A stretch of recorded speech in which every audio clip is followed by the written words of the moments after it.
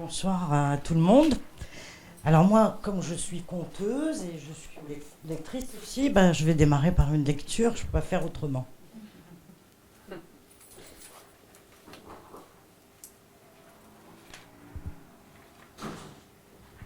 Le bébé, étonné, observe bouger les lèvres de sa mère.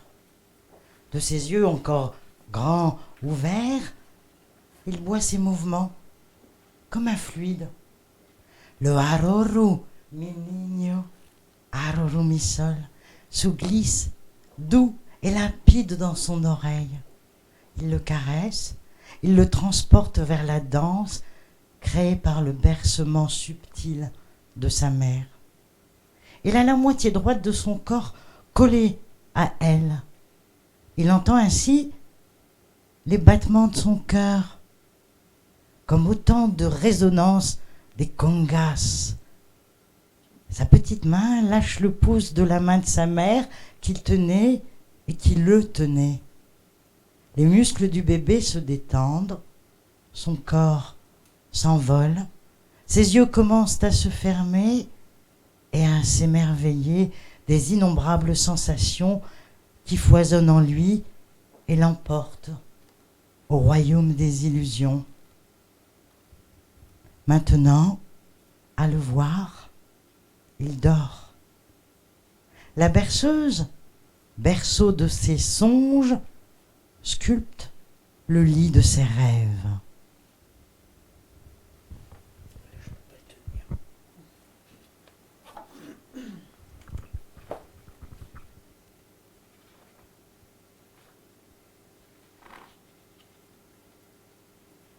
Dors, dors, bébé, dors, maman fredonne à côté. Dors, dors, bébé, dors, le merle chante encore. Le merle chante dehors, le vent joue dans le soleil, le merle veille sur ton sommeil. Lumière vibrante dans le feuillage, un ballon, un ballon, un ballon, clac, clac, sur le dallage.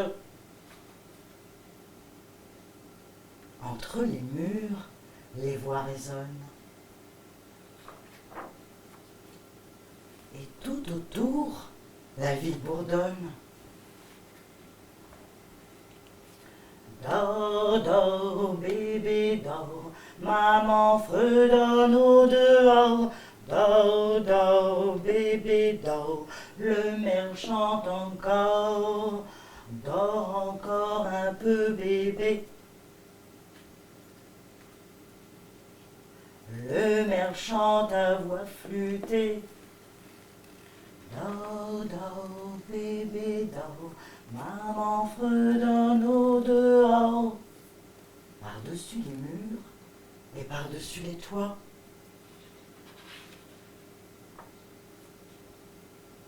Tout près de toi,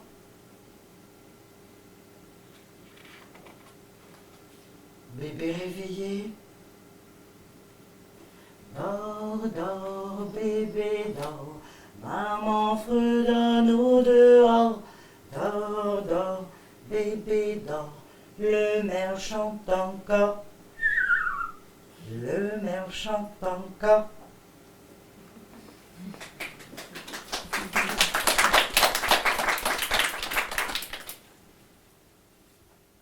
Oui, moi je voulais démarrer par la berceuse. Vous imaginez bien pourquoi, hein? On dit, je sais pas, on raconte que le bébé dort déjà dans le ventre de sa maman. Est-ce que c'est vrai ça? C'est vrai. Eh oui.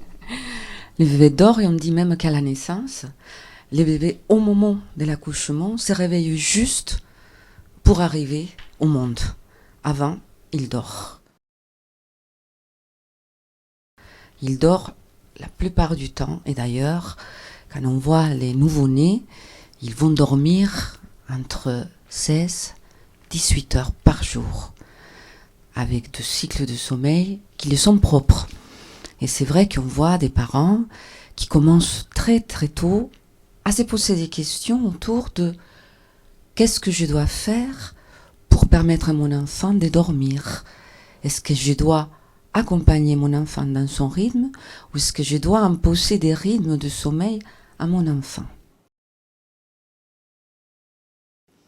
Il faut savoir que le sommeil a une fonction fondamentale. C'est de pouvoir restaurer un équilibre physionomique. Et pour les enfants, parce qu'ils vont dormir beaucoup, ce sommeil est réparateur et nécessaire.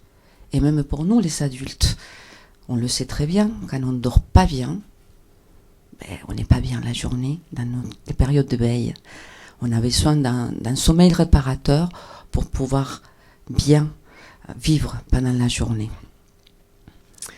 Donc, le sommeil est un sujet, comme toi tu disais tout à l'heure, qui est souvent récurrent quand on parle de la petite enfance. Bon, il y a d'autres sujets, il y a le sommeil, il y a l'alimentation. Mais pourquoi les sommeils nous posent autant de questions? Parce que c'est un rythme qui est nécessaire, mais c'est aussi, les sommeils, c'est aussi le représentant d'une des premières séparations. On parle de séparation, on parle d'une première séparation à la naissance, dont le bébé il dort et il se réveille pour arriver au monde. Et après, une fois que la mère rencontre son enfant, les premières séparations qui se font, donc la première séparation, c'est la sortie de l'enfant du ventre de sa mère, séparation physiologique, qui peut être vécue selon l'histoire de chacune. Et je dis chacune parce que c'est d'abord une histoire des mères, ensuite, heureusement qu'il y a les pères qui viennent effectivement aider plutôt dans le sens de remplir une fonction de séparation de la mère avec son enfant. Souvent, on entend, parce qu'il y a beaucoup aussi de représentations autour du sommeil. Qu'est-ce qui se passe quand on dort? On part, on se laisse tomber, on s'abandonne au bras de Morphée, on s'abandonne dans un monde inconscient, dans un monde des rêves. D'ailleurs, les rêves, forcément, est un matériel très important pour nous, certains psychologues, parce que c'est une expression du désir inconscient. Et donc, dans les rêves, il y a plein de richesses symboliques qui nous permettent de connaître quel est notre état quand nous pensons que nous ne sommes plus conscients. Il faut savoir que j'ai fait une petite recherche, j'ai essayé de voir étymologiquement d'où ça venait le mot sommeil. Eh bien, ça vient du dieu romain qui s'appelle Somnus, et qui veut dire nuit, tout simplement. Alors là, tu parlais de la séparation, c'est très important, quoi. La nuit, pour l'enfant, parfois, c'est quelque chose... La nuit, c'est inquiétant, hein. Cette différence entre le jour et la nuit, le jour où tout s'active, hein, où même nous, on est très actifs, les parents, et vous qui gardez les enfants, bien entendu, et tous ceux qui sont autour du bébé, et cette nuit où soudain, tout devient calme, hein. Et ces angoisses, souvent, elles apparaissent aussi la nuit. Voilà. Et Somnus, eh bien, ma foi, il fait peur parfois. Tu peux peut-être nous en dire plus là-dessus? Sur la peur, sur les sommeils, sur la séparation. La peur, pas que des enfants, mais aussi l'inquiétude des parents. Qui ne s'est pas levé 15 fois pour voir si bébé respirait? Oui, justement. Oui. On entend souvent les parents qui s'inquiètent parce que c'est la séparation, ces premières séparations. Ça veut dire que je ne sais pas ce qui se passe avec mon enfant le temps qu'il dorme ou que moi je dorme. C'est-à-dire qu'il y a souvent cette crainte de si je m'endors, je ne veux pas entendre mon enfant. Et Catherine le disait très bien, on a des parents, et moi-même, parce que nous sommes des parents, et on s'est dit, je vais vérifier si il respire encore. Aussi parce qu'on a beaucoup entendu parler parfois de la mort subite du nourrisson qui peut arriver pendant ces moments de sommeil et de séparation. Pourquoi je parle de séparation? Parce que la séparation... Alors, tout à l'heure, c'était quelqu'un qui avait un petit flyer comme ça qui disait, c'était toi qui l'avais, le sommeil, c'est la vie. Et je dirais aussi que la séparation, c'est la vie. C'est dans la mesure où nous apprenons à nous séparer, et donc, par le sommeil, comme une des premières séparations importantes, que nous pouvons vivre de façon plus tranquille, parce que c'est les moments où on va aussi, c'est-à-dire au niveau des fonctions cognitives, tout ce qui est la mémoire, tout ce qui est la concentration, tout ce qui est le développement du cerveau, va se faire pendant la nuit, pendant les heures de repos. On va voir, par exemple, dans les développements d'un enfant, pendant les 6 premiers mois de vie, c'est surtout les bébés qui donnent le rythme. Et on conseille, effectivement, nous accompagnons ces rythmes de l'enfant. On le sait, un bébé, avant les 4 mois, entre 1 et 3 mois, il va faire plusieurs moments, cycles de sommeil, qui lui sont propres et qui lui sont nécessaires. Il a besoin de manger, il a besoin de dormir. Il a besoin de très courtes périodes d'éveil au début. À partir de 4 mois, bon, donc un bébé, ça se régule de façon un peu plus, on va dire, logique par rapport à cette histoire de jour et de nuit. On parle bien de rythme circadien. C'est des rythmes physiologiques qui nous permettent de nous régler entre les jours et la nuit. J'ai envie de dire ça se fait pas spontanément. Est-ce que c'est quelque chose qui se fait progressivement? Parce que souvent les gens pensent que plouf, allez, ça y est, ça se fait d'un seul coup, comme s'il y avait une baguette magique et que notre enfant, hop, il allait faire ses nuits d'un seul coup. Est-ce que le bébé, il a besoin de prendre son temps, il a besoin d'avoir ses repères aussi pour pouvoir, comme tu dis, faire ses nuits, entre guillemets, hein? Tout à fait. Donc je disais, pendant ces premiers mois, il va se régler par rapport au rythme, l'accompagnement qu'on fait.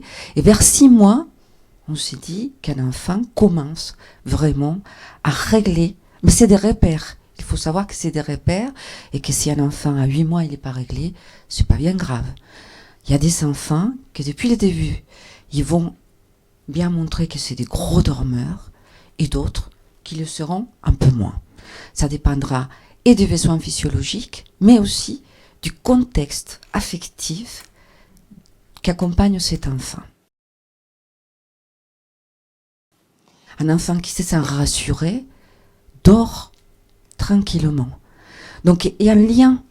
Alors, je veux être très claire parce que souvent on dit mais ça dépend des parents, ça dépend de la mère, c'est très culpabilisant. Donc si je me sens pas bien, mon enfant ne se sent pas bien. Et donc c'est un engrenage qui est un peu compliqué parce qu'on sait qu'on doit accompagner l'enfant vers une séparation, mais parfois, et parce que surtout quand il s'agit des premiers enfants, quoique ça peut se jouer de façon différente pour chacun, parce que chaque enfant apparaît dans la vie de chacune de façon, enfin, ça dépend de l'histoire. Et donc, on peut se sentir rassuré en tant que mère quand on arrive à accompagner notre enfant vers un sommeil tranquille. Ou alors, on peut se sentir, on peut être en doute sur notre capacité de maternage parce que parfois l'enfant n'arrive pas à dormir ou un endormissement qui peut être pas toujours très simple. Et ça dépend des besoins de chaque enfant. Catherine, tu nous parlais de la comptine, de l'importance de la comptine, de la berceuse. Tu parlais d'une que j'affectionne forcément, je suis d'origine latino-américaine, donc Arroyo mi niño. C'est des berceuses qui ont accompagné mon enfance et qui ont accompagné l'enfance de mes enfants et qui, encore aujourd'hui, maintenant qu'ils sont grands, parfois, je peux me rappeler de ces berceuses pour apaiser. Donc, il y a une mémoire aussi de tous les rituels d'accompagnement vers le sommeil qui est important et pour la mère et pour les parents, parce qu'après, il y a les pères, comme je disais, ou la personne qui fait fonction, qui est très important. C'est très, très juste ce que tu dis, parce que, bon, moi, c'est mon dada, hein, ça fait 30 ans que j'étudie les contes et les comptines, Et tous les spécialistes que j'ai rencontrés disent que la comptine et le conte ont la même racine. La comptine et le conte, c'est l'oralité. C'est la bouche. La bouche que bébé adore. Parce qu'avec sa bouche, il peut téter, il peut manger, il peut boire le lait. D'accord ? Au début, il va boire les paroles de maman. Et quand tu parles de séparation, moi je pense à ça parce que le bébé au début il pense pas qu'il est séparé de sa maman. Hein. C'est pas parce qu'il est sorti du ventre de maman qu'il s'est dit ça y est, cool. Voilà, le bébé il pense très longtemps que lui et sa maman ça ne fait qu'un seul. Hein. Et on parle de cette conscience de nouveau-né qui apparaît vers 8 mois. C'est là où il arrive à comprendre que lui, il ne fait pas partie de sa mère. C'est très long. Et c'est vrai que la dernière fois, parce qu'il y en a des personnes qui étaient là dans la soirée qu'on avait fait il y a 15 jours, on disait, aujourd'hui, la société impose malheureusement des séparations très précoces. À 2 mois et demi, les mères doivent reprendre le travail et donc se séparer. Et on disait, à 2 mois et demi, 3 mois, les bébés, on a l'impression que ça se passe facilement, mais parce qu'il n'a pas conscience du fait qu'il est une entité différente de sa mère. Mais ça ne veut pas dire que c'est plus simple pour lui.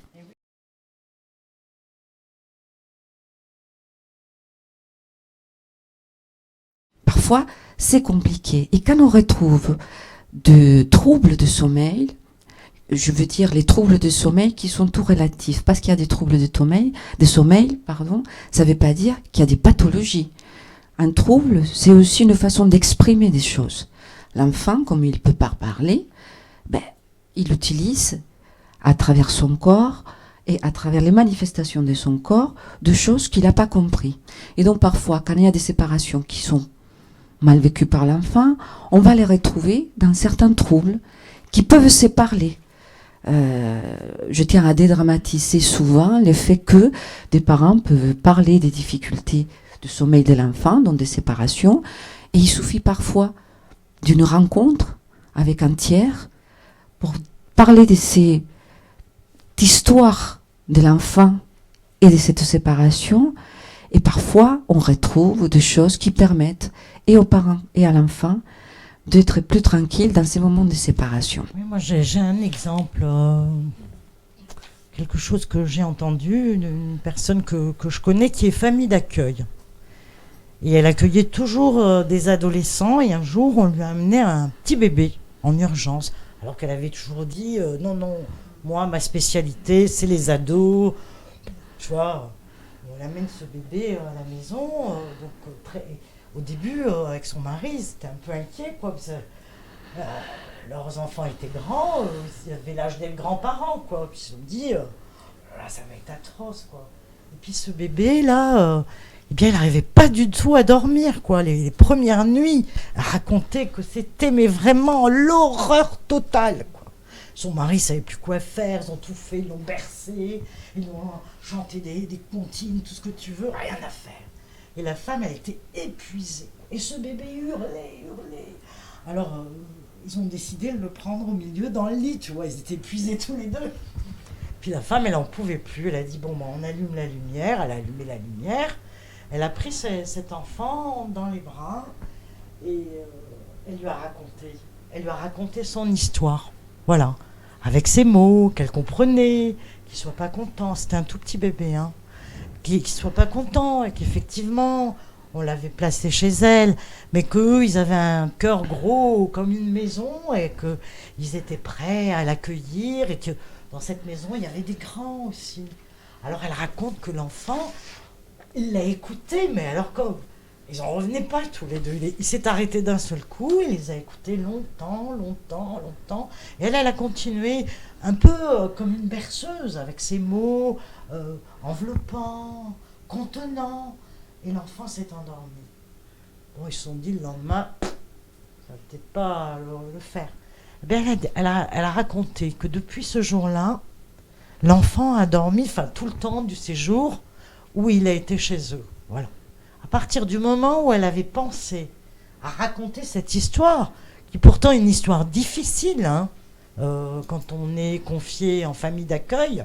Hein. Et c'est pour ça que tout à l'heure, ça résonnait à mes oreilles, parce que quand tu dis on a tous besoin de savoir d'où on vient. Pour savoir où on va. Pour savoir où on va.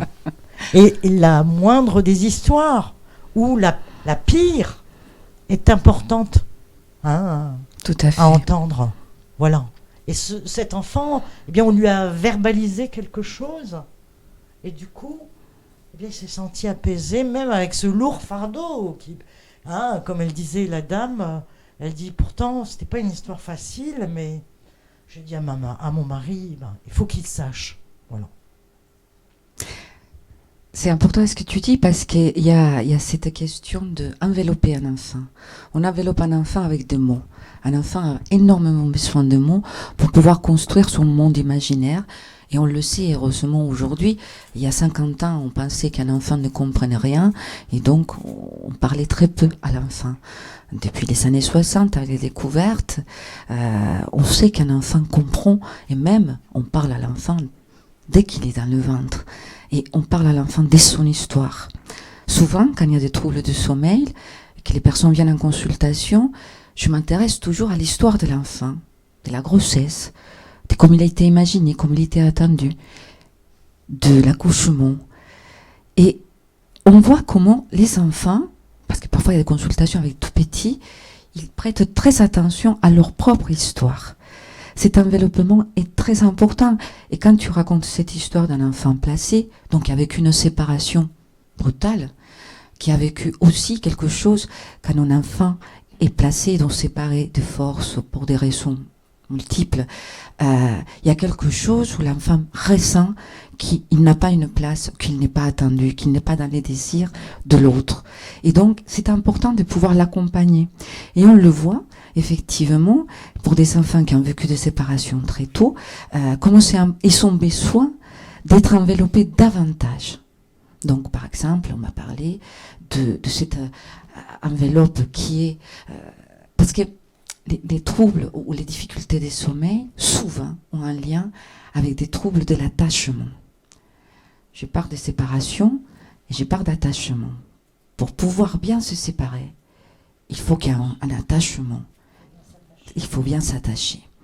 Et donc c'est vrai que socialement, et pendant une période, il y a eu toute une courant de pédiatres qui conseillaient aux mamans de se séparer de l'enfant, de le laisser pleurer au lit, parce qu'il faut qu'il apprenne. Aujourd'hui, on revient heureusement sur ça, et on dit non. L'enfant avait besoin d'être rassuré dans cette séparation. Et donc, avec les mots, avec l'histoire aussi. Alors, c'est toute une histoire, parce que souvent, ça résonne aussi. Tout ce qui concerne la parentalité, au moment où on devient parent, il y a toute notre propre histoire d'enfant, de l'enfant que nous avons été, de la façon où nous avons été accueillis, qui inconsciemment fait lien avec la façon où nous pouvons être parents. Et tout ça, ça revient de façon inconsciente. Et parfois, dans des troubles que les enfants présentent, on va pouvoir comprendre qu'il y a des choses de notre propre histoire qui apparaissent. Dans les troubles du sommeil, souvent, je retrouve des histoires. Tu me fais penser à une mère que j'ai reçue qui a commencé à avoir des problèmes de sommeil avec son enfant vers 2 ans et demi. Cet enfant avait du mal à se séparer, à s'endormir. Et elle le vivait pas très bien. C'est un peu angoissant de se dire, mais pourquoi il ne peut pas s'endormir? Et d'autant plus qu'on sait qu'il doit dormir pour bien grandir. Qu'il a tout ce qu'il faut. Qu'il a tout ce qu'il faut. Et en discutant avec cette maman, on parlait de l'histoire de l'accouchement de cet enfant qui était désiré. Mais au bout de 3 consultations, je pose la question à cette maman sur sa propre histoire. Bon, il était un peu... Qu'est-ce que c'est à voir? Je lui dis, c'est important. Il dit, bon, enfin, ma mère m'a abandonné quand j'avais 6 ans. Ah, d'accord. Et donc, on a pu parler de comment elle-même, elle a dit, ah ben, et justement, elle me disait, je veux, parce que j'étais abandonnée, je veux être et donner à mon enfant tout ce que ma mère ne m'a pas donné, donc par compensation. Sauf que cette histoire inconsciente est tellement forte que si on ne la travaille pas, on peut transmettre des choses, de la peur, de la crainte, de cet abandon qu'elle a vécu, et que même si elle veut être une bonne mère, effectivement, il y a une difficulté à ne pas pouvoir mettre ça en mots. Une fois que ça a été mis en mots, discuter, parler avec l'enfant, ces problèmes de sommeil ont disparu. C'est de la magie. On fonctionne qu'avec des mots. Et on guérit avec des mots. On guérit beaucoup avec des mots. Oui, là, je ne peux que penser à la berceuse et à la comptine qui était transmise de mère en mère, de mère en fille, de grand-mère, etc. Donc il y avait vraiment une transmission orale qui était faite par les femmes pour plein de choses au niveau des tout petits. Hein. On appelait ça les petites formes. Les petites formes qui étaient transmises par les nourrices. Hein. Les nourrices, les mères, les grands-mères, etc. Et comme ça, d'une famille à l'autre, eh bien, on avait un petit répertoire bien particulier. Donc dans chaque famille, on avait une berceuse, on avait une comptine familiale. Et si on échangeait avec les autres, on s'apercevait que souvent c'était à peu près le même air, mais c'était pas les mêmes paroles. Parce que les mères ne sont pas bêtes. Elles adaptent les paroles. Et oui, elles murmurent, elles savent trouver les mots pour chaque enfant. Et même si elles en ont 3 ou 4, parfois la berceuse d'un enfant à l'autre, elle diffère. Voilà. Vous voyez, les mères sont très intelligentes. C'est formidable. Elles arrivent aussi à trouver des moyens pour endormir les bébés. Et puis, il y a la comptine et il y a le geste aussi. Il y a ce que je vous ai lu au début, quand la mère se met à bercer. Hein. Voilà. Ça, c'est quand ils sont tout petits. Mais quand ils sont plus grands, ça se gâte. Hein, une fois qu'ils commencent à trotter. Hein, est-ce qu'on les plaque au sol je ne sais pas, moi. Qu'est-ce qu'on fait, docteur? Alors, c'est important d'accompagner. C'est vrai qu'un enfant, c'est ça, envelopper des mots. Effectivement, quand ils sont nourrissons, quand ils sont tout petits, on est dans ces maternages corporels qui est très important, qui est nécessaire. On parle aussi, j'en profite pour parler de aussi la conception du sommeil dans les différentes cultures. On parlait de ça parce qu'il y a des cultures où notre culture occidentale, on disait tout à l'heure, on est très, on va dire très strict, voilà. Quand, par exemple, au bout de 6 mois, voilà, il faut mieux qu'un enfant ne dorme pas avec ses parents. Je disais tout à l'heure, parfois c'est un peu trop. Il y a des enfants qui ont besoin d'être rassurés davantage. Et c'est pas grave, c'est de l'attachement. Et plus on conforte un attachement de lien de l'enfant, plus il se sent en sécurité et plus facilement, en grandissant, en prenant cette évolution physiologique des séparations d'autonomie. Parce que quand on commence à marcher, quand on commence à courir, on est autonome. Mais ça ne veut pas dire qu'ils n'ont pas besoin, effectivement, de cette enveloppe.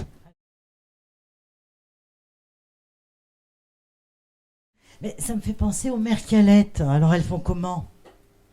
Hein? Elles font comment? Parce que bébé, il est autonome. Mais il a besoin de se rapprocher pour aller téter.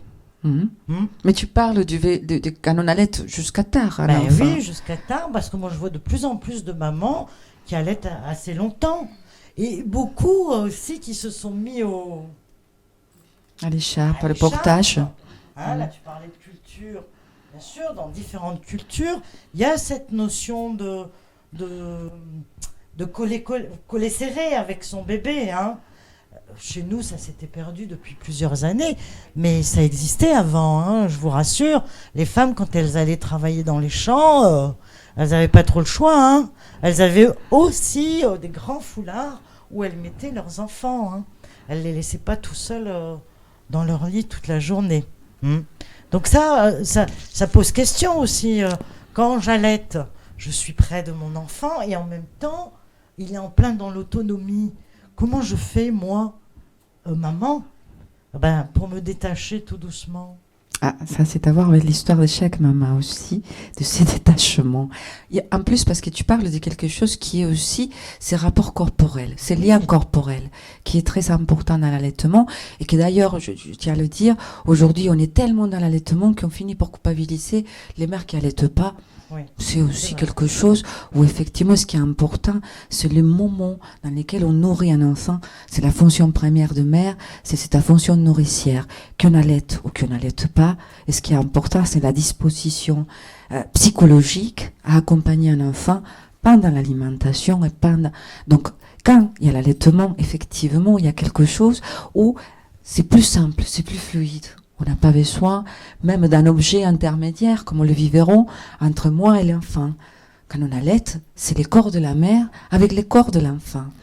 Et l'enfant, il a besoin de ça, mais il aussi besoin, quand ils sont plus grands, on voit des mamans qui allaitent jusqu'à les 24 mois de l'enfant, parfois un peu plus tard, mais ça s'est fait tout seul. Ces temps de séparation et ces temps effectivement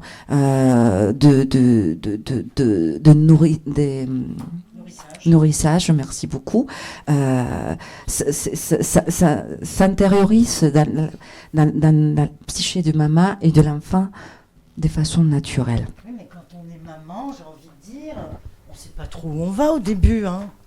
On regarde dans les livres, on se dit jusqu'à quand je vais allaiter, est-ce qu'il y a un âge, on va regarder sur Internet, bien entendu, pardon, oui, moi, je suis encore au livre, c'est l'âge de pierre. Hein. Je vais voir des sites et tout, je vais me renseigner. Et là, on dit, je dois allaiter jusqu'à temps, parce que sinon, c'est pas bien ce que je fais, etc.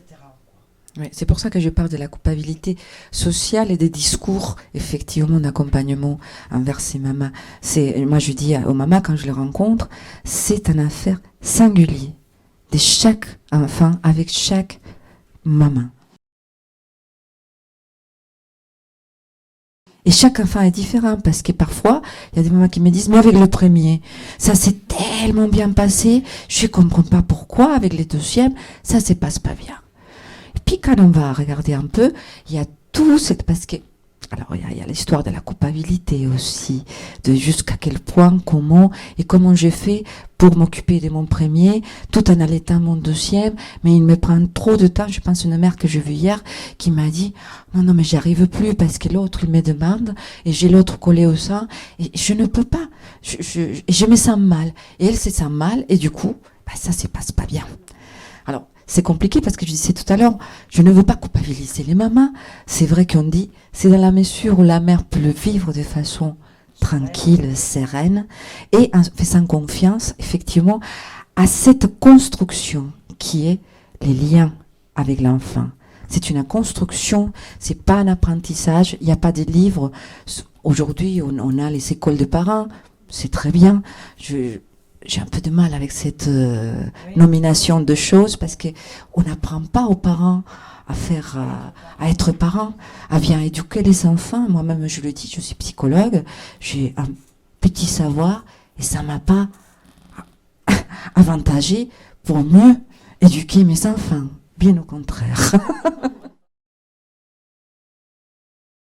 Les papas ont une fonction fondamentale. Je le disais tout à l'heure, de séparation, de pouvoir mettre des limites. Et souvent, on le voit, parce qu'au début, surtout quand on allaite, c'est surtout la mère. Et à un moment donné, parfois, on passe à l'allaitement au biberon, parce que les mères sont fatiguées, parce qu'elles sentent qu'elles ne peuvent plus. Et si, effectivement, on peut faire participer les papas dans un allaitement mixte, parfois, la nuit, ou pas, voilà, ça s'est construit aussi, parce que il faut savoir aussi, parce que là on parle d'allaitement, mais tout autour de ces liens avec l'enfant et ce qui est le sommeil, l'alimentation, c'est une affaire aussi de place, de ce qui s'est construit entre la mère, l'enfant et le père. Et d'autres enfants, si la famille, si la fratrie. Et comment chacun vient prendre place. Donc la fonction de papa est fondamentale, parce que c'est lui, souvent, parfois, quand on entend de difficultés de sommeil, les mamans, on a tendance à être un peu plus inquiètes. Et donc, on essaye de rassurer, mais en même temps, on n'est pas très rassuré. Ah oui, ils arrivent à dormir de façon plus tranquille que nous, c'est vrai. Pas tous, pas tous. Ça dépend. Et c'est vrai que souvent, quand je reçois en consultation des mamans avec leur enfant, parce que souvent, c'est les mamans qui viennent, et souvent je dis, mais j'aimerais aussi voir le papa, parce qu'il est important. Et il a une fonction. Et souvent, quand le père est... Alors, après, c'est une composition entre la mère qu'autorise aussi, qui donne une place au père.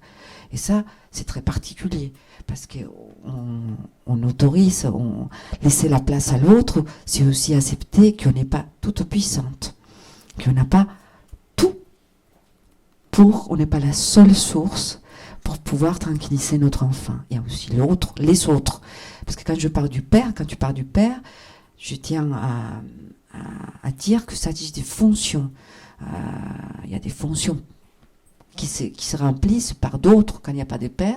C'est une fonction qui peut être remplie par d'autres. Quand il n'y a pas des mères, les maternages, c'est aussi une fonction. Donc il est fondamental. Et dans cette composition, on va dire, dans cette construction où chacun, quand les couples, d'abord il y en a deux, un premier enfant arrive, il faut pouvoir s'accommoder à faire cette place. Et on le voit dans les couples souvent, il y a tout un bouleversement autour de place. Qui, comment et de quelle façon on prend cette place. Et parfois, les enfants aussi, quand on parle de troubles de sommeil, de façon inconsciente, on voit que l'enfant peut prendre parfois trop de place parce qu'il vient aussi, on va dire, de façon inconsciente, éviter que les couples puissent rencontrer autre chose qui est très difficile. Donc voilà, souvent on voit des mamans qui disent « mais je ne veux pas les laisser ». Je pense à une maman qui tenait la main de son enfant et il fallait le tenir jusqu'à ce qu'il s'endorme. Ah oui, mais peut-être qu'il y avait des choses qui faisaient qu'elle ne voulait pas se séparer de cet enfant et faire autre chose que de materner parce qu'il fallait s'occuper aussi de la vie de couple et d'autres choses.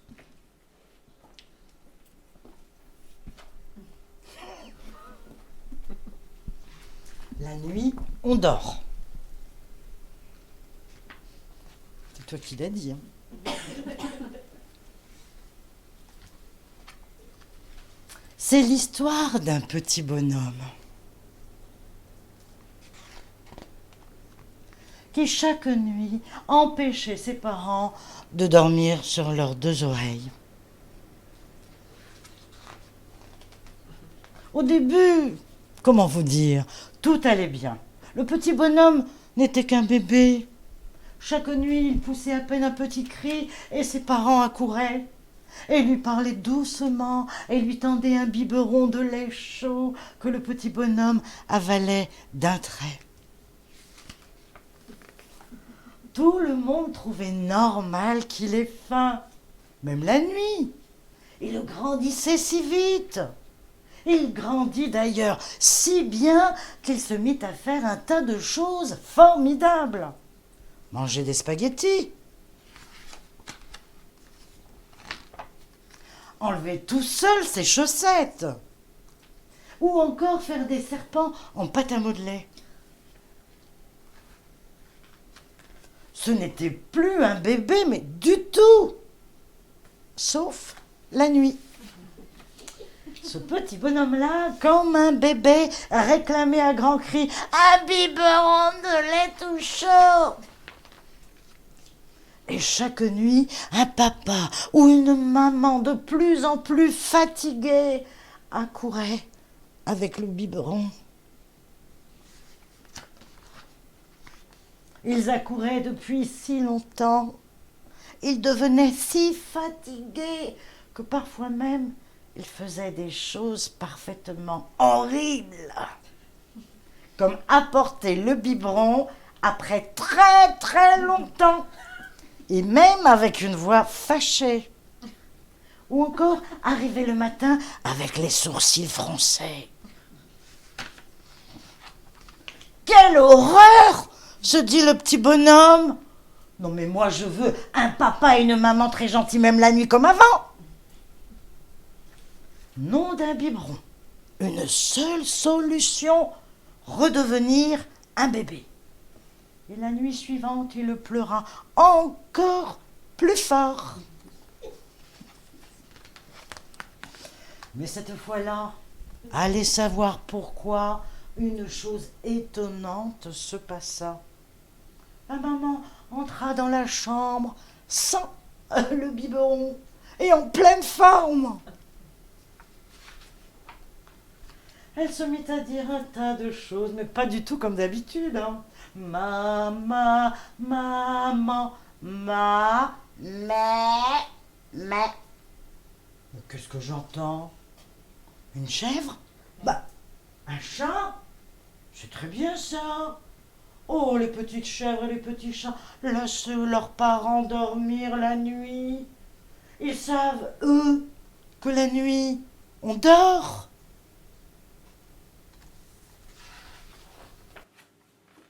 Elle dit cela et se pencha au-dessus du lit de son petit bonhomme, remontant la couette jusqu'à Elle dit cela et se pencha au-dessus du lit de son petit bonhomme, remontant la couette jusqu'à ses épaules. Elle ajouta « Bonne nuit, mon petit bonhomme. Là, je suis fatiguée.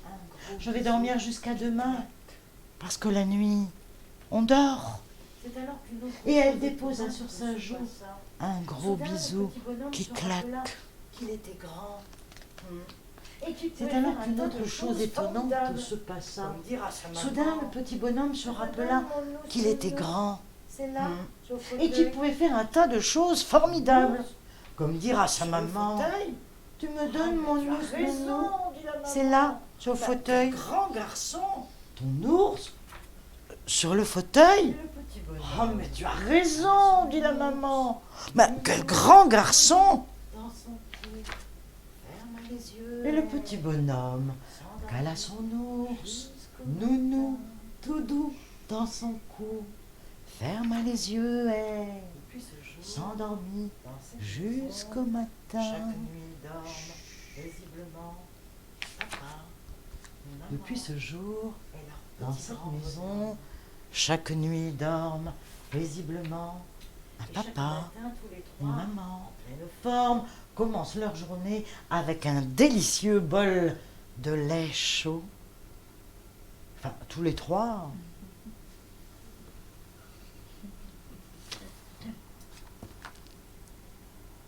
Et oui, c'était l'histoire d'un petit bonhomme qui, chaque nuit, empêchait ses parents de dormir sur leurs deux oreilles.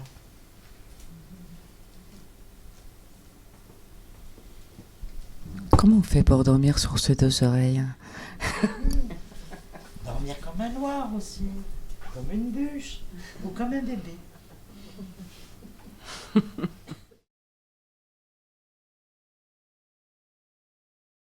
Alors, ce que je disais tout à l'heure, un enfant a son propre rythme. On le sait, un enfant au début, on parle de 2 siestes, voire parfois 3. Il peut faire une sieste les matins, un début d'après-midi, et parfois 2 siestes à l'après-midi tout au début. Et après, on voit que les enfants se règlent sur 2 siestes, les matins et l'après-midi. Ça a été souvent en crèche, en collectivité, et c'est pas rien qu'un enfant, parfois en collectivité, va dormir davantage. Parce que c'est aussi une façon c'est plus court le temps d'attente de séparation. Donc parfois les enfants, ils vont dire je vais dormir, de façon inconsciente, et c'est pas un mécanisme conscient. Faire une sieste, parce que les enfants ont besoin des siestes jusqu'à l'âge de 4 ans à peu près. Comme on repère, c'est vers l'âge de 4 ans, d'ailleurs dans les maternelles, la petite section et la moyenne section, on fait les siestes des enfants, parce qu'ils ont besoin. Ce qui se passe effectivement après, c'est que moi, je suis pour garder le rythme de l'enfant, effectivement. Et ce qui se passe, parce qu'il y a aussi une histoire de représentation autour du sommeil. Si mon enfant il dort 3 heures l'après-midi, je suis sûre qu'il ne va pas dormir le soir. Mais c'est pas vrai. Il en a besoin de dormir autant. Et il peut, effectivement, on ne va pas le coucher peut-être à la même heure que d'habitude, quand il dort, elle fait la sieste un peu plus tôt, mais ça n'empêchera pas, physiologiquement parlant, la nuit de l'enfant. Donc là, il est important de parler, j'insiste sur cette question de qu'est-ce qui se passe, parce que souvent, et ce que je vois aussi dans les parents en collectivité, c'est cette notion de culpabilité, de peu de temps passé avec l'enfant. Et donc, je ne veux pas le coucher tout de suite en rentrant, parce que du coup, enfin, je le lève le matin, je ne sais pas à quelle heure, je ne le vois pas, et après, il faut que je le couche. Mais c'est des temps qui sont nécessaires.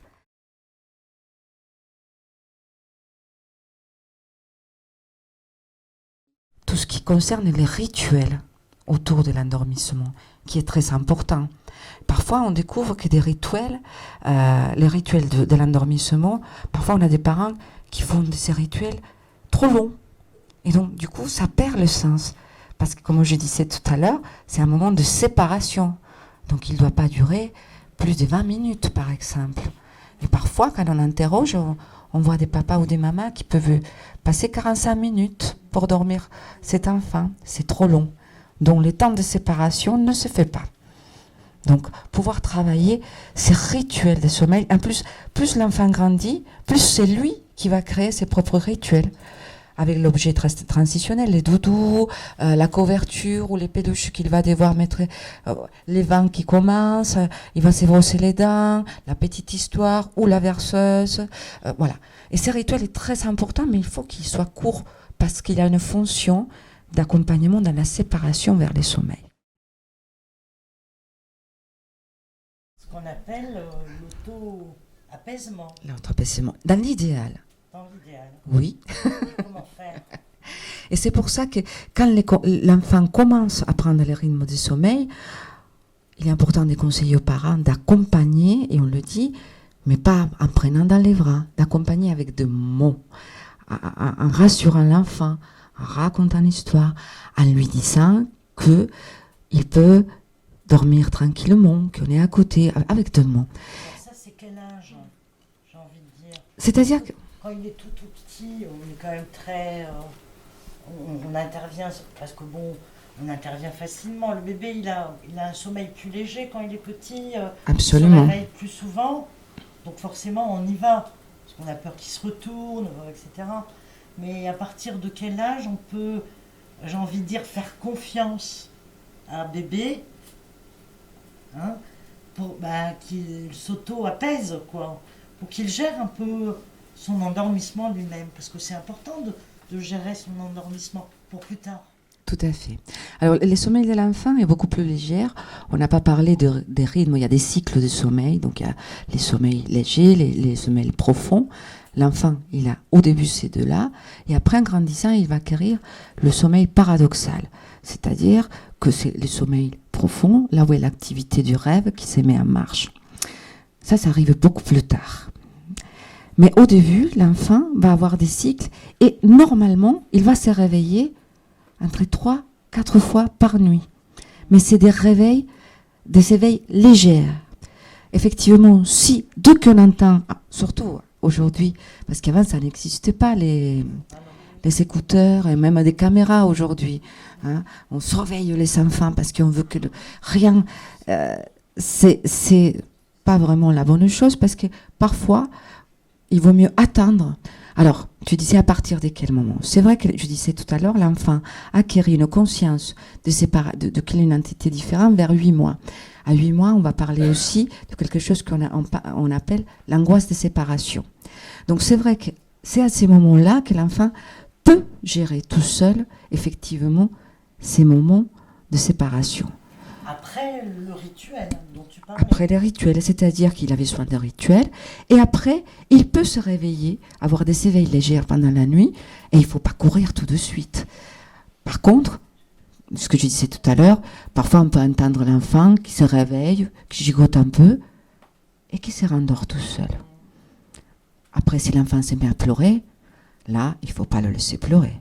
Il faut venir faire la présence avec des mots qui tranquillisent l'enfant et lui dire qu'il peut s'endormir tranquillement à nouveau. J'ai envie de revenir sur ce que vous avez dit, parce que moi je vais souvent en crèche aussi, et j'observe Et c'est vrai que souvent, je vois des personnes en crèche qui ont des enfants dans les bras parce que c'est cette période de transition, là, quand ils arrivent, d'adaptation, et où il est difficile, où alors, souvent ils me disent, oh là, il résiste, hein. Il résiste, il veut pas fermer les yeux, il a les yeux comme ça, il n'en peut plus. Et puis l'enfant lutte quelque part, comme pour s'abandonner, quoi, dans le sommeil. Et à un moment, au bout de plusieurs jours, on voit qu'elles arrivent à accompagner l'enfant. Voilà, elles l'accompagnent. Et ça, je trouve ça formidable. Et il est important de pouvoir lire aussi les signes de fatigue d'un enfant. Parfois, les parents confondent l'agitation avec il ne veut pas dormir. Non, bien au contraire.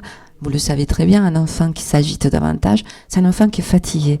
Et donc, qui avait besoin de ces rituels pour s'apaiser et pouvoir dormir. C'est pour ça qu'il est important de respecter ces rythmes de l'enfant. Je pense des mamans qui disent « Ah non, mais il faut que j'aille faire des courses, donc je ne peux pas le laisser dormir ». Parfois, il vaut mieux peut-être s'organiser pour faire ses courses après et respecter ces moments qui est fondamental pour ces enfants. Ces premières 6 mois, 8 mois de vie, ils sont fondamentaux pour que ces rythmes se mettent en place. Non, souvent on l'entend. Ça, c'est des mamans qui ont observé que, effectivement, si l'enfant saute sa sieste, les signes de fatigue dans l'agitation motrice prendre la place, et donc ça va être très compliqué. Et c'est pour ça, par rapport à la question que vous posez, de pouvoir respecter ces siestes qui sont nécessaires ne vont pas empêcher le sommeil de la nuit. Ça n'a pas de lien. Après, en étant adulte, effectivement, si on fait une sieste à 18h jusqu'à 20h, à 10h, on ne va pas s'endormir. J'aime bien la sieste, moi. D'ailleurs, pour l'adulte, il y a toute notre histoire autour du temps de repos. On peut faire des siestes très courtes qui sont réparatrices. Parce qu'on rentre dans un état de sommeil léger qui permet que les fonctions physiologiques s'apaisent. Et donc, on va dire l'activité cérébrale se met en veille. Et ça nous permet effectivement de pouvoir continuer la journée. Alors, c'est important parce qu'il y a une période aussi dans laquelle on le voit, les enfants, on parle du sommeil des tout petits, c'est plus simple, et on voit souvent comment les parents ont du mal à passer de lit à barreaux au lit sans barreaux. Parce qu'effectivement, quand il y a les lits à barreaux, c'est plus simple. Sauf que parfois, les enfants, quand passent par-dessous, et c'est un peu plus compliqué parce que c'est dangereux. Donc, je conseille vivement enlever les barreaux, et c'est une barrière symbolique aussi. Et l'enfant, et on voit vers 2 ans, entre 2 et 3 ans, quand ils ne sont plus les barreaux, ils vont jouer. Ils ont besoin de prouver la limite, effectivement symbolique, autour de l'espace du sommeil. Et donc, ils vont se réveiller pour dire « J'ai soif, j'ai envie de faire pipi, j'ai faim, j'ai chaud, j'ai froid. » Parce que l'enfant, il a besoin de vérifier. Il avait besoin de vérifier effectivement que l'autre, il continue d'être là pendant qu'il part dans les bras de Morphée. Et c'est pas évident parce que plus l'enfant acquérit une conscience de la séparation, de ce temps de séparation, plus il avait besoin de vérifier que l'autre, il est là, même s'il dort, et qu'il avait besoin effectivement. Donc c'est vrai qu'il faut parler à l'enfant, les raccompagner dans son lit et pouvoir lui dire que, alors, parfois il y a des enfants qui sont très résistants, qui ont besoin d'aller jusqu'au bout. C'est un peu moins évident parce qu'il y a aussi la fatigue des parents qui il faut que je t'endorme. Souvent on entend des parents qui disent mais j'ai tout essayé, on l'a grondé, on a puni. Alors, je dis, bon, peut-être que c'est pas la meilleure chose à faire, parce que l'enfant avait besoin, justement, d'être rassuré. Alors, ça se joue entre l'enfant et les parents. Parce que souvent, c'est les parents qui trouvent ça aussi comme un moyen de rassurer l'enfant. L'enfant, tout seul, il ne pense pas à la veilleuse. C'est une proposition de l'adulte qui vient rassurer l'enfant. Parfois, il avait besoin aussi de ne pas voir tout noir, parce qu'on ne voit pas. On n'arrive pas à voir où il est doudou, où est la porte. Et parfois, il y a des enfants qui disent, tu peux laisser la porte un peu ouverte, tu peux laisser allumer les couloirs, parce que ça le rassure. Alors, on a le droit de le faire. Absolument. Ah, merci. Absolument. Absolument.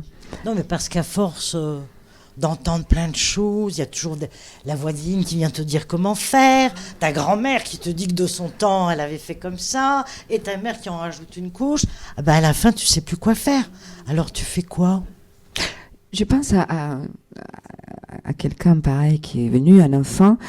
Il s'est passé des choses, il y a eu un décès dans sa famille, et donc il n'était pas 6 ans, et il a demandé à sa mère s'il pouvait dormir avec elle. Et elle, par rapport à tous les discours, ah non. Et je lui dis, mais peut-être que si vous le faites une fois, parce qu'il en avait soin, en parlant, en disant pourquoi, et que c'est juste parce qu'il avait soin d'être rassuré, c'est pas bien grave. Tant qu'il ne s'installe pas dans les lits de couple parental, parce que ça c'est bien autre chose, mais quand il y a des moments particuliers, un enfant, comme j'ai dit à chaque fois, quand un enfant avait besoin d'être rassuré, il faut pouvoir le rassurer. Et parfois ça peut passer par des choses comme ça. Voilà. Et est-ce que je peux m'endormir dans ton lit juste parce que je peur? Et ce qui est difficile, c'est que les enfants parfois, je vois les parents, ils disent, mais il n'arrive pas à nous dire pourquoi il ne dort pas. Mais c'est compliqué pour un enfant de dire avec des mots.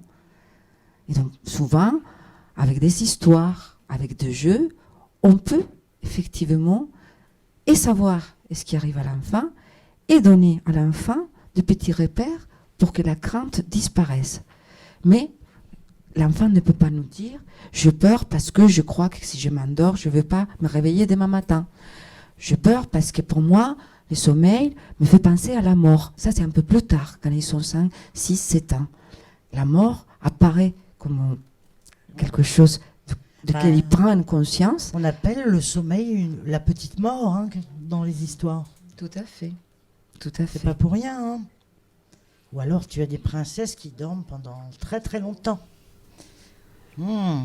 C'est inquiétant quand même. Donc oui, effectivement. Attendre les princes. Oui, 100 ans, ça fait long quand même. On n'a pas de rituel de... Non, mais voilà. C'est vrai qu'effectivement, cette angoisse de mort, elle est présente chez pas mal d'enfants. Mais à partir de quel âge Ça dépend. La conscience de la mort dépend de l'histoire de chaque enfant aussi. Parfois, il y a des événements de la vie qui font qu'un enfant prend conscience plutôt qu'un autre. Mais vers 5-6 ans, ils peuvent avoir conscience de la mort et ils ont besoin. Et parfois, les parents, ils ont peur. Parce que l'enfant, il parle de la mort. Il fait que parler de la mort. Oui, c'est important de parler de la mort. Et parfois, c'est les parents qui ne trouvent pas les mots. Parce que la mort, c'est aussi notre propre rencontre et notre propre rapport à la mort qui, effectivement, parfois est compliqué. Et donc, ça, parfois, est difficile qu'on puisse parler à un enfant de la mort parce que nous-mêmes, nous avons des difficultés avec notre rapport avec la mort. Là, il y a de très, très bons albums qui parlent de ça dès le plus jeune âge, quoi. Voilà. Ah oui, très, très, très tôt. Oui, là, on peut déjà, à partir des lectures et même des comptines aussi, il y a des comptines qui parlent de ça, de cette petite mort, etc. Voilà. Et l'enfant, il a besoin aussi de mettre des mots là-dessus parce que c'est pas forcément la mort de quelqu'un, mais on a pu peut-être voir un oiseau écrasé ou un chat, etc. C'est quelque chose qui les interpelle parce que d'un seul coup, ça parle aussi de ce que tu as dit tout à l'heure, c'est de l'autre et de moi, la différence. Ce qui arrive à l'autre peut m'arriver aussi à moi. Voilà, ça c'est très étrange chez l'enfant. Ça peut arriver assez tôt. Tout à fait. Vous avez entendu parler des terreurs nocturnes qui peuvent être très impressionnants parce qu'effectivement, vous le vivez encore.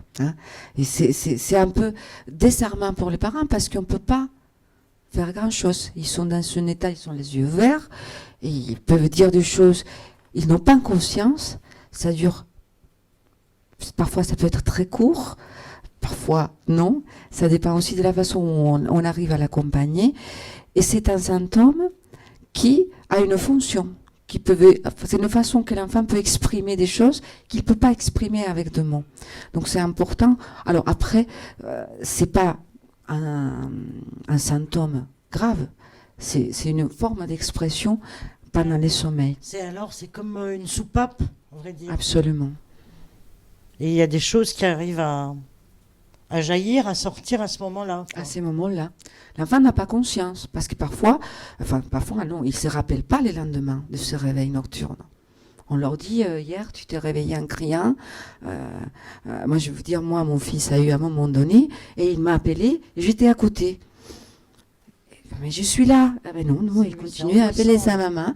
Donc ça peut être très angoissant. Pour les mamans, oui. Et donc, il faut pouvoir le rassurer, attendre, voilà, et il repart dans les sommeils. Parce qu'il est dans un état d'éveil, mais pas de conscience. Et ça a une fonction, parce que ça lui permet d'exprimer des choses que peut-être il n'arrive pas à exprimer en étant réveillé. Ou parce qu'il n'a pas les mots. Parce que c'est difficile de trouver les mots pour un enfant, pour exprimer certaines choses, certaines craintes, certaines rencontres, des choses qu'on peut voir, qu'on peut entendre parfois.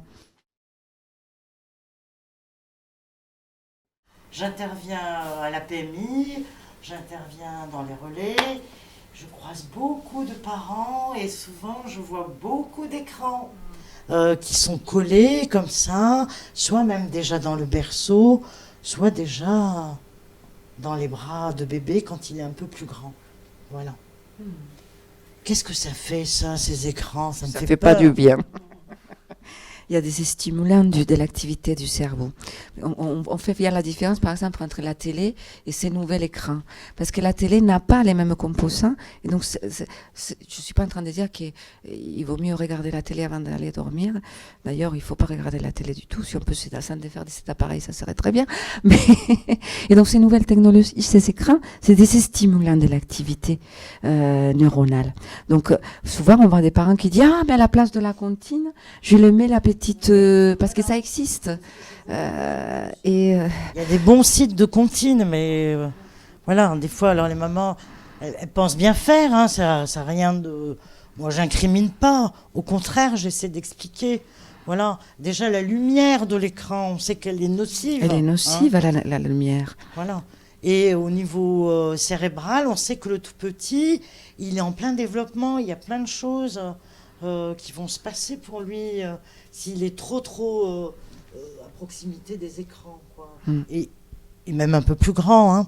Donc nous on fait une intervention toutes les deux autour des écrans et on respecte cette fameuse loi des 3, 6, 9, 12. 3, 6, 9, 12, hein. Jusqu'à 3 ans, pas d'écran. Oh, c'est terrible quand on dit ça aux jeunes mamans. Alors, quoi, pas d'écran? Non, on est un peu plus cool, nous, quand même. Non, pas d'écran à laisser directement à l'enfant, bien entendu. On ne met pas un bébé de 2 mois, parce que ça, je l'entends aussi. Ou même plutôt devant la télé, parce que il aime bien, il adore ça. Oui, il adore. Ou avec ses frères et sœurs à côté. Non, un bébé, il n'est pas en capacité de rester devant un écran. Et je pense que même, ça a des répercussions sur son sommeil après. Absolument. Et puis surtout les développements. L'enfant avait soin de découvrir le monde avec les 5 sens et la stimulation d'un écran met en veille tous les autres sens. Il y a les regards, lui, mais après, la découverte par les sens, les autres, c'est fait plus. Et donc le développement ne se fait pas de façon adéquate. Cette stimulation, et en plus, c'est un excitant, effectivement, c'est une surstimulation. Aujourd'hui, on retrouve en périculture plein de jouets qui font du bruit, de lumière. Et c'est des excitants. Et parfois, pourquoi l'enfant ne dort pas? Dans sa chambre, il y a des petits... Avant, c'était les... Comment on appelle ça en français? Je perds mes mots, il faut m'aider. C'est tard. Les mobiles, merci. Aujourd'hui, on a des mobiles ultra modernes. Voilà. Avec des lumières, avec des sons... avec plein d'éléments qui sont plutôt excitants. Donc l'enfant n'arrive pas à trouver parfois les sommeils de façon adéquate parce qu'il est stimulé, il n'est pas apaisé. Oui, il est surstimulé, à vrai dire. Surestimulé, voilà. Donc la découverte s'est faite par les 100 sens. On dit pas d'écran avant 300, pas de jeux vidéo avant 6 ans, pas d'internet avant 9. Oui, non, plus. Non, internet 9 ans et réseaux sociaux 12. Alors on avait dit 13, mais on est trop cool, on finit par dire 12. Mais non, ouais, pas 13, pas 13. La loi est passée en septembre et ça a été rallongé. Hein. Maintenant c'est 14, il y en a qui étaient à 15. Hein. Donc, et nous, on le voit dans les soirées qu'on fait, souvent on a des petites de 10 ans, 11 ans, hein, qui déjà sont sur les réseaux sociaux. Donc, bon, bah, là, c'est une autre histoire. On n'est pas dans le sommeil, hein, mais voilà. Oui, mais il faut là, faire ça vient. Le sommeil des ados, c'est aussi toute une histoire. C'est ça. Le sommeil des ados aujourd'hui est très perturbé par l'autorisation des smartphones, parce que finalement, ils sont tous les smartphones dans leur chambre, et puis on découvre qu'ils sont en train d'être sollicités tout le temps, et qui finalement, ils dorment pas assez, ces adolescents. Donc oui, c'est tout un travail autour de ces nouvelles technologies, puisqu'il ne s'agit pas de les interdire, mais il s'agit d'accompagner pour un bon usage de ces nouvelles technologies. Des choses que je voulais vous montrer, qui parlent du bébé tout simplement. Hein. C'est très très beau. Ça s'appelle Mon petit Dom. Donc il y a un parallèle qui est fait entre l'animal et l'enfant, c'est très joli. Vous avez des photos formidables. Les parents adorent ça et les enfants aussi. Donc ça démarre au début, hein. Ça démarre tout au début. Vous voyez? Je vous en montre 2-3 que j'aime beaucoup. Voilà. Voilà. C'est flagrant, hein.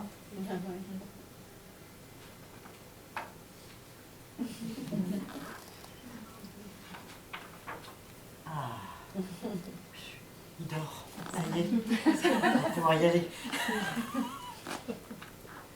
Voilà. C'est très très beau. Et les enfants adorent les photos. C'est mieux que les écrans. D'autres choses dont on a parlé, donc là vous avez vu Jeanne HB, qui est une auteure jeunesse, qui est formidable, qui a 6 enfants, qui sont grands maintenant, hein, et qui a beaucoup observé ses enfants, et qui a vécu les histoires qu'elle a écrites. Hein. Donc voilà, vous avez tout un lot d'histoires qui parlent de ça, et qui peuvent être lues aux enfants, parce que moi je le lis à la crèche, hein, et je le lis à l'école. Les enfants, au début, grand silence. De qui elle parle? Elle parle de moi ou quoi? Hein? Et souvent, ça fait écho, voilà. Parce qu'après, ils disent, oui, mais moi, moi les doudous, tu vois, ils racontent. Donc c'est vraiment des histoires très bien faites, et qui sont faites pour les parents et les enfants aussi, parce qu'on se reconnaît là-dedans. Hein. Donc Jeanne HB, c'est une auteure vraiment retenir. Et puis on a parlé des terreurs, des cauchemars, des monstres, hein, des dinosaures, tout ce qu'on veut. Hein. L'imaginaire qui est de riche. L'imaginaire, hein, qu'on appelle « Maman, maman, il y a un monstre sous mon lit ». Et donc là, c'est 3 histoires dont je vous ai ramené. Ça, c'est des histoires qui ont été éditées dans les années 70. Ça, c'est des petits chefs-d'œuvre qui sont réédités chaque année.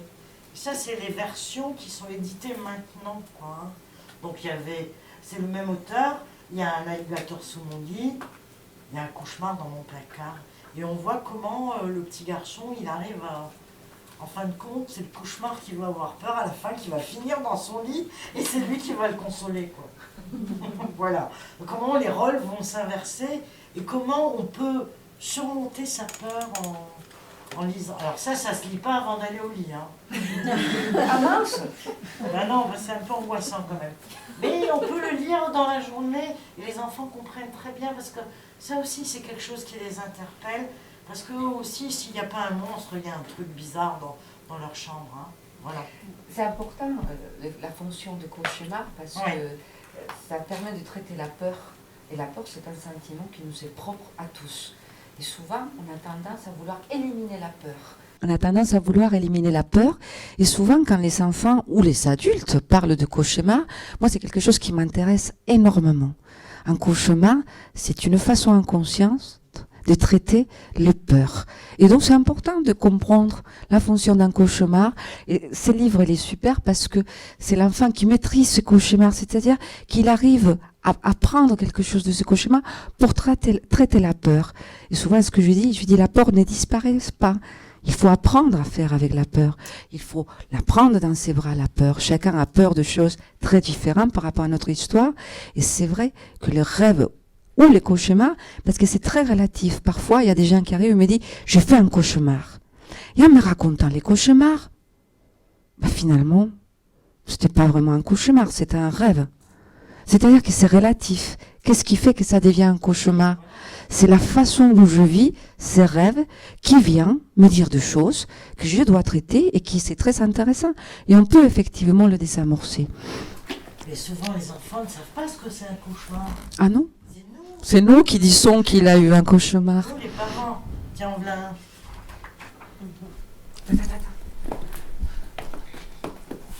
Ton cauchemar. Alors Malika Doré, c'est pareil. C'est une auteure en littérature de jeunesse qui est formidable, qui a beaucoup travaillé autour du tout petit et qui, comment vous dire, qui ose parfois aborder des sujets préoccupants. Qui, voilà, elle y va, quoi. Hein, elle est courageuse. Le cauchemar, il n'y en a pas beaucoup, hein, des albums qui parlent de cauchemar. Mais non, parce que c'est un vrai cauchemar pour les parents. Ton cauchemar, il est immense et terrifiant. Alors, tu peux le chasser. Peut-être même que ça va marcher. Mais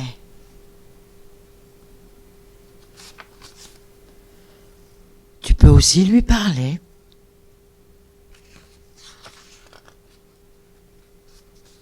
Et lui dire que tu es grand.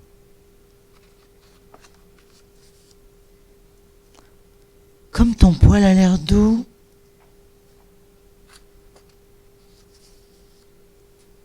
Et tes pieds me semblent très intéressants. Oui, ton cauchemar, tu peux lui parler, lui faire des blagues, ou même le câliner. Car les cauchemars sont des rêves à apprivoiser.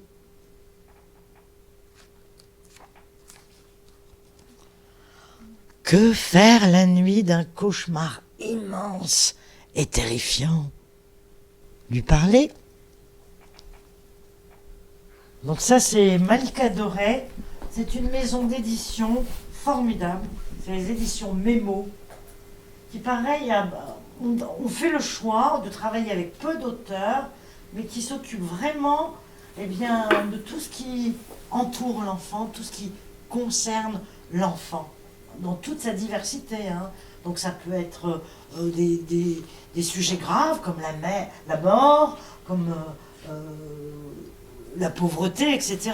Et des sujets plus légers comme la joie, etc. quoi. Mais toujours avec une recherche au niveau de l'illustration. C'est très très beau. Souvent des auteurs qui exposent et qui sont artistes jusqu'au bout des doigts. Quoi, hein. Voilà, donc retenez bien le nom. Ensuite, on a parlé des doudous, des rituels. Donc ça, je vais vous le montrer. Hein. Donc là, pareil, des auteurs qui sont connus en littérature de jeunesse, à qui vous pouvez faire une confiance absolue. C'est Elżbieta, qui est une auteure qui était âgée, qui est décédée l'année dernière, une grande auteure, qui est la toute première à aborder des sujets un peu graves pour les tout petits, hein, première auteure qui a parlé de la mort dans ses albums, hein. D'ailleurs, elle avait failli à l'époque être censurée. Donc là, on est sur quelque chose de très léger, parce que Elżbieta, elle adorait les clowns. Elle a vécu l'exil dans sa vie, et elle a notamment transité avec ses parents. Elle a été recueillie dans un cirque. Donc c'est quelque chose qui va la suivre dans toute sa bibliographie, quoi. Oh, il est beau, il est trop mignon. Bon, alors là, je vous raconte, on va avoir plusieurs petits objets qui, au fil de l'album, vont venir se greffer. Donc ça, c'est très poétique, très très beau. C'est presque comme une comptine qui va revenir tout le long de l'album. J'avais un oiseau bleu. Foot! Il s'est envolé. Ben, j'avais une grenouille verte. Elle s'est carapatée. Et tout le long de l'album, on va voir comme ça des petits personnages qui vont venir. Et à la fin, on se demande pourquoi. J'avais un bonnet rouge. Le merle me l'a becqueté. J'avais une bougie blanche. C'est le feu qui me l'a brûlé. Puis, c'était le matin, je me suis réveillée.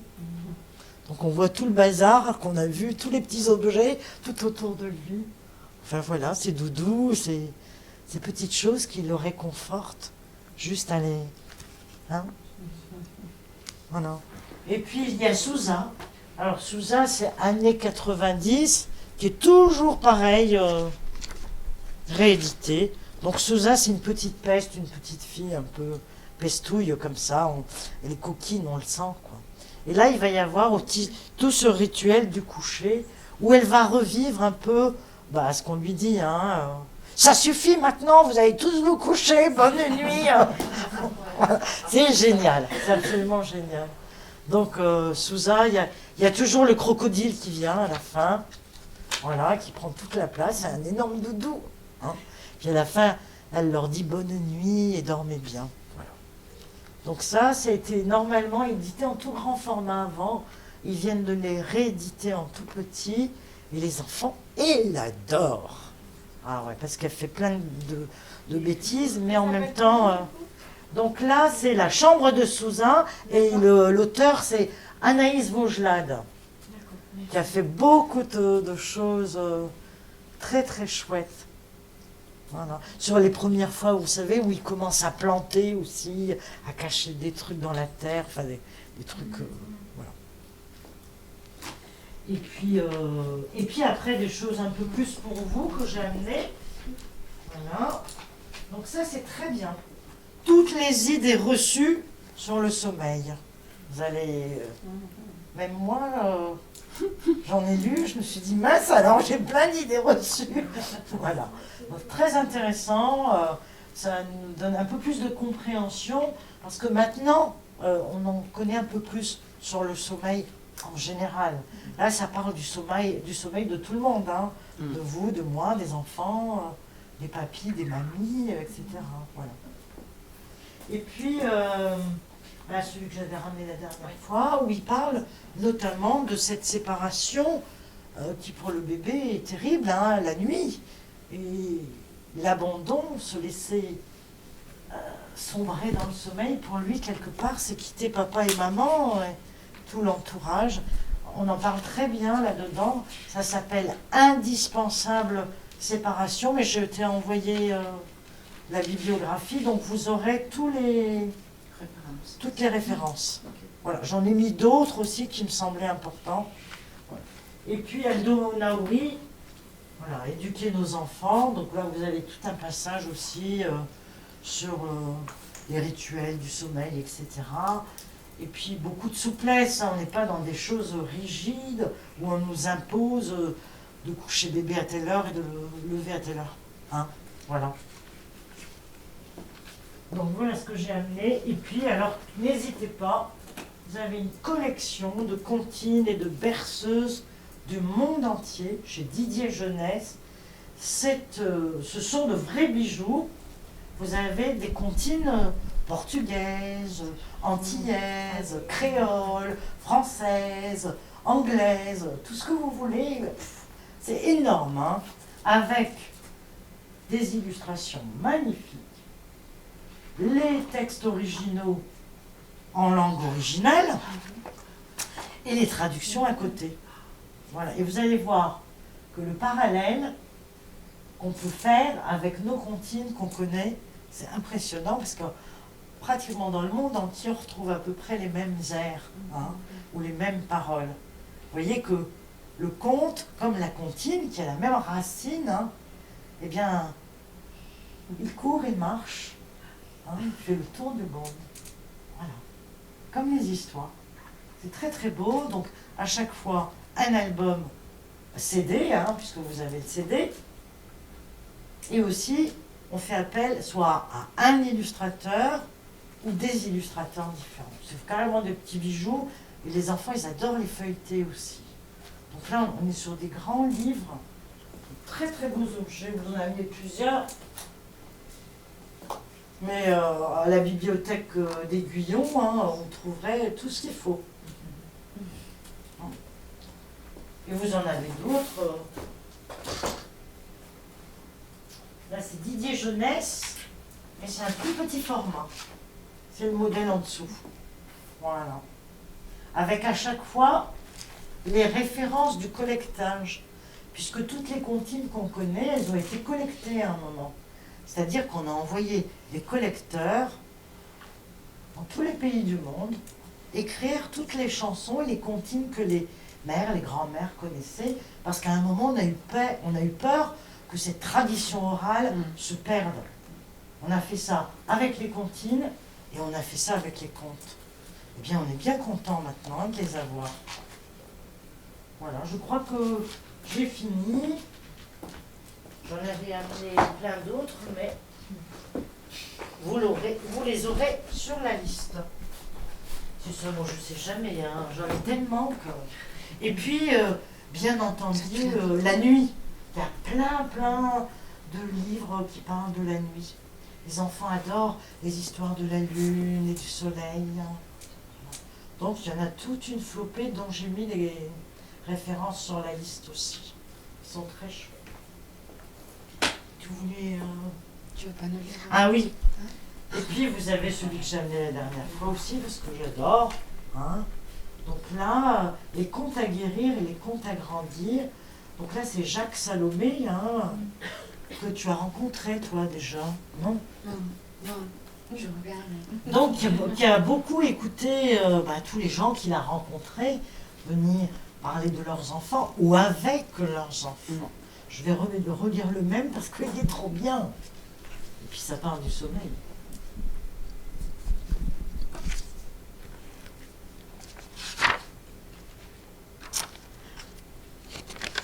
Ça va être ma dernière lecture.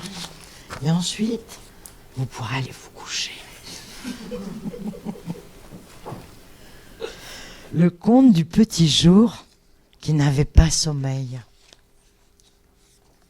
En été, vous l'avez remarqué, les jours s'allongent, s'allongent, s'allongent. Ils veulent durer longtemps, longtemps. Ils ont du mal à s'endormir les jours. Car ils ont tant et tant de choses à vivre et tant de choses à voir, à écouter, à entendre et aussi à recevoir. Et si jamais le lendemain, ils ne revenaient pas, ni après-demain, qu'est-ce qui arriverait? Qu'est-ce qui arriverait aussi si ces deux-là, mes parents, qui sont au-dessus de moi là, disparaissaient? Hein? Qu'est-ce que je deviendrais, moi, le petit jour d'aujourd'hui? S'interroger un enfant jour. C'est ce qu'ils disent tous, les jours si longs de l'été. Ils ne veulent pas s'endormir du tout. Mais alors, pas du tout. Du tout, du tout. Ni sur leurs deux oreilles, ni sur leurs petites joues toutes douces. Non, pas du tout. Ils veulent garder les yeux ouverts, la bouche ronde, les mains tendues vers l'ineffable, vers le tout de la vie. Alors qu'est-ce qu'ils font les jours qu'ils ne veulent pas s'endormir? Ils vont énerver leurs parents. Ils vont tenter de les retenir, de les coincer dans le salon ou dans la chambre le plus longtemps possible. Ils vont aussi essayer de les séduire pour faire durer le temps plus longtemps. Et si encore ils me laissaient un peu d'eux-mêmes, un peu de leur odeur, de leur musique, de leur présence, se disait le petit jour qui ne voulait pas s'endormir. Je sais bien que je vais avoir sommeil. Je sais bien que je vais traverser la nuit, faire le tour de la terre, aller voir d'autres paysages avec des rêves. Parfois, j'ai un peu peur au moment du passage, juste au moment où je vais basculer du jour dans la nuit. Ainsi se parlait à lui-même un petit jour qui ne voulait pas s'endormir. Il se disait cela dans son lit au moment fragile, délicat, où il allait tomber dans le sommeil. Car tomber dans le sommeil, je vous le dis, ce n'est pas rien. Et si on tombait si loin qu'on ne revienne plus? Vous comprenez mieux pourquoi les jours, parfois, ne veulent pas aller se coucher, ni s'endormir. C'est parce qu'ils ont peur de tomber dans le sommeil.